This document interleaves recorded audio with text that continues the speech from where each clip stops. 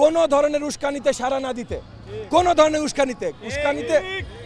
উস্কানিতে সাড়া দিব না বলে আমরা দুর্বল তা না, কিন্তু সবচেয়ে বেশি শক্তি আমাদের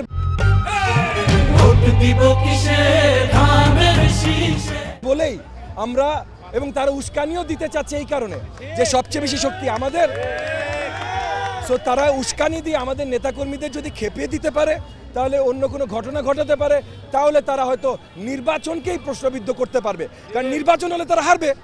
সো নির্বাচনকে প্রশ্নবিদ্ধ করতে পারলে হয়তো নির্বাচন থামিয়ে দেওয়া যাবে। আমরা এগুলো হতে দেব না, কোনো উস্কানিতে আমরা সাড়া দেব না। জনগণের জন্য কাজ করছি, জনগণের ভোটেই জয়যুক্ত হয়ে আসব। মামুনুল সাহেব, অন্য যে কোনো সাহেব কি করলো ভাই, তাদের করতে দেন। শুনেন, বাজে মুখে বাজে কথাই বের হয়, আমরা কাজের লোক ভাই, আমরা শুধুমাত্র কাজই করে যাবো ইনশাআল্লাহ।